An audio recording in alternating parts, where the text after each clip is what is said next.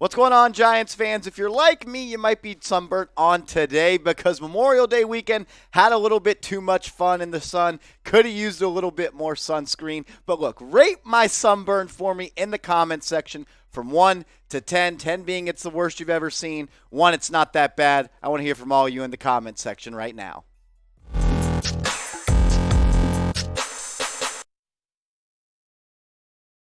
Welcome into New York Giants Now by Chat Sports, and today's show is presented by Aura, an all-in-one digital safety tool to protect you online. You do more stuff online today more than ever. You can get started with a 14-day trial at aura.com/chatsports. We'll make sure to tell you more about them later on in today's show. But to get today's show rolling, let's start it off with Xavier McKinney. NFL.com, they put out an article which listed Xavier McKinney as the Giants' most underappreciated player on their current roster. They did this for every team in the NFL, and for the Giants, it was X-Man, Xavier McKinney, as the guy that was most underappreciated. And look, with the loss of Logan Ryan in free agency and the Giants cut him, and they didn't re-sign Jabrill Peppers either, it's going to be a big step up for Xavier McKinney to not only be the best safety on this roster, but to be a leader and a captain and teach the young guys on the back end of this defense. With Dane Belton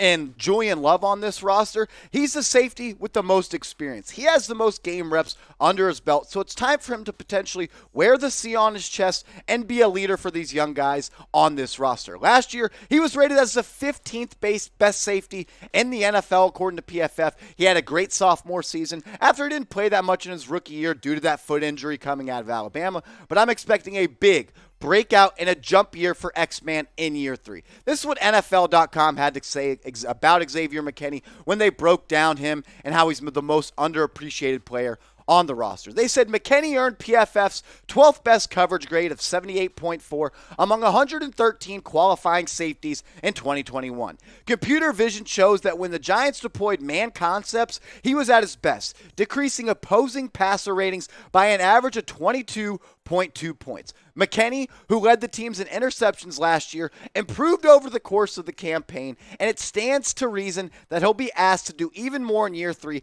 especially given the departure of James Bradberry. No Bradberry, no Logan Ryan, and no Jabrill Peppers. Xavier McKinney is going to have to live up to the bill of being that second-round draft pick back in the 2019 draft it was. Now he's in his third year. This is someone that's going to be expected to take a step forward. Be a leader of this defense. Show that he can help the young guys learn this Wink Martindale defense. It's going to be a new defensive scheme for him, but as a guy with some of the most experience on the back end of this team, he's going to have to step into a leadership role, which I think he's definitely going to run into and be great at that spot of his game.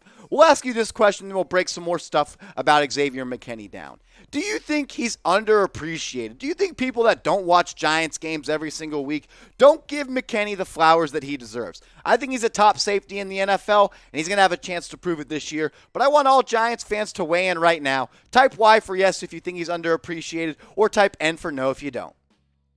When you go and look at what he did in the 2021 NFL season, he was arguably the best Giant all season long, one of the most consistent on the defensive end. 93 tackles, 1 tackle for loss, 11 pass breakups, and 5 interceptions. This is someone that I think is going to take a step forward in the tackles for loss department and the sacks department. He didn't have one last year. But with Wink Martindale calling the defense, there's going to be more exotic schemes where guys like McKinney's not just going to play that center field type of safety role. He's not just going to sit in the middle of the field and be asked to be a defensive stopper through the air. This is someone that I think is going to come down and be in the box, with Julian Love sometimes playing that single high. McKinney is a do-it-all safety. He can play center field. He can play the big nickel. He can come into the box and play that linebacker type of role. And I think with Wink Martindale calling the plays, it's really going to give him a chance to show every single tool he has in his bag. And for that reason, I think he's going to have a breakout year. Whether it'll be a Pro Bowl, we can debate and talk about what being a Pro Bowler even means anymore. But will he be able to potentially be an all-pro type of player? Could he be the best player on this Giants defense? I think he has that type of potential. We saw it at Alabama. We saw glimpses of it in his rookie year. We only played a couple of games. And we got a full load of it paused. That sounded really suspect in his second season with the New York Football Giants. I have big expectations for X-Man in his third year rocking Big Blue. I also have big expectations for you guys to get hooked up with Aura at aura.com/chatsports. They're an online digital safety tool to protect yourselves from all the frauds and the scammers out there. They offer financial fraud protection, identity theft protection, online and device security, and family plans to protect up to 5 people. And they're offering a 14-day free trial. Get started with them. Aura.com/chatsports. Keep your identity secure with extensive monitoring of your personal info. Nobody likes it when their identity gets taken. It takes weeks and months to get all that stuff back. Unexpected calls that you don't want to do. A lot of stuff you don't want to do. Make sure you're hooked up with Aura. They will take care of you. Get started today. The link will be in the comments and description of this video. A 14-day free trial that you can cancel at any time. Just go to aura.com/chatsports. And if you haven't yet, go down right now, hit that big red button, because here at Giants Now, we're on the track to 10,000 subscribers. We're trying to get there before the preseason. I think we can get there this month or by the end of June, which is rolling around just this coming week. We're 650 subs away. We offer free daily videos on the latest Giants news and rumors, a live show once a week. We pride ourselves on being the most interactive Giants YouTube channel out there. So join the squad. Go down right now, hit that big red button. Story number 2 on today's show. Are the Giants looking to cut or trade offensive tackle Matt Peart? Peart is still rehabbing his torn ACL, which he suffered back in December. And the reason this is because, look, this regime didn't draft him, and he has a dead cap hit of only $208,000 if the Giants cut or trade him post-June 1st, and a savings of $978,000. Look, when this regime of Brian Daboll and Joe Schoen didn't draft you, they're going to be looking to get their guys in there. And the fact is, when Matt Peart has been on the field and he's played a little bit of left tackle and a little bit of right tackle, he really hasn't lived up to the bill of being that third-round draft pick out of UConn. Zach Rosenblatt, he's one of the best Giant beat reporters in the game. He put out an article a couple days ago talking about Matt Peart and where he stands with this new Giants regime.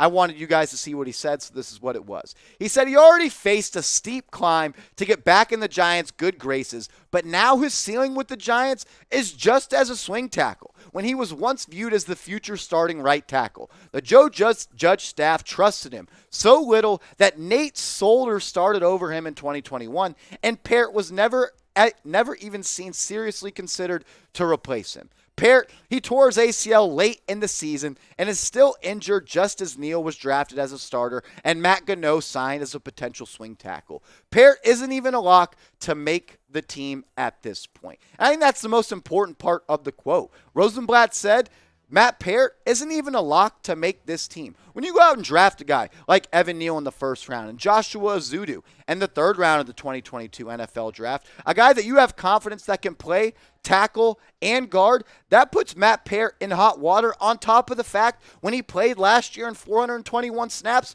he didn't play that well, and he couldn't even beat out Nate Solder, who was on the last legs of his NFL career. Matt Peart had some solid games for the New York Giants last year. Against the Carolina Panthers, he had an 81.9 pass block grade. Against the Las Vegas Raiders, he had an 81 pass block grade. Against the Philadelphia Eagles in Week 16, he had an 84% run block grade. But overall, he was a turnstile at the offensive tackle spot last year. Gave up double-digit pressures and 4 sacks, and right now, that's why I have him as the backup left tackle on this Giants depth chart. But I don't think he's a lock to be that spot. You have Matt Gano, who the Giants staff really likes, someone that they handpicked in free agency to be on this roster. Corey Cunningham was getting the starting reps at the left tackle spot in Giants OTAs due to Andrew Thomas not being on the field and still rehabbing from that ankle injury. When you look at Andrew Thomas and Evan Neal, those are going to be the bookend tackles for a very long time for the New York Giants. So Matt Gano, Matt Peart,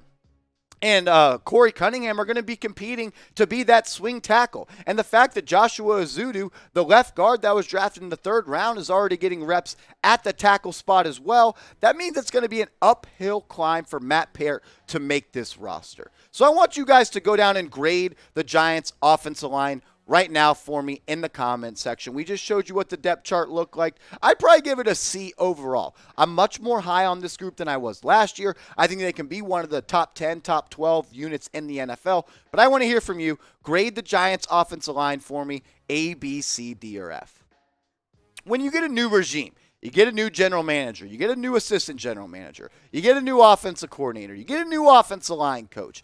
Those guys, they want to get their guys in there. And Matt Peart is not Brian Daboll's guy. He's not Joe Schoen guy. He's a Dave Gettleman guy. He's a Jason Garrett guy. But at the end of the day, when you can have a young tackle and Matt Peart, who's entering year 3, was a former third-round pick, has shown some shines and some glimpses of being a decent player in the National Football League that's very cheap, I would keep Matt Peart for that reasons. Offensive linemen, in the NFL, they just don't grow on trees. The Giants, for how many years, have been trying to fix that spot on this roster. If you can keep Peart as a guy that could come in and be a backup left tackle or a backup right tackle, maybe he's your second or third string offensive lineman. The fact is, he has all the tools in his bag. 6'7", 320 pounds. He's shown the ability to play left tackle, right tackle, be that third tight end on jumbo sets. I've seen enough on Matt Peart to not be someone that wants to trade him or cut him. But I'm not the guy making the calls. And if he doesn't show up to camp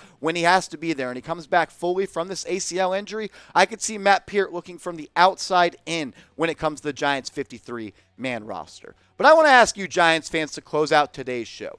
Do you think the Giants should trade Matt Peart? Maybe if they can get a 6th-round pick in the 2023 NFL draft or a 7th-round pick, get something back in return to address the future and let the new guys and Joe Schoen address the position of need and a guy that they want on their roster. But I want to hear from you. Type T for trade, or you can go down in the comments section and type K for keep.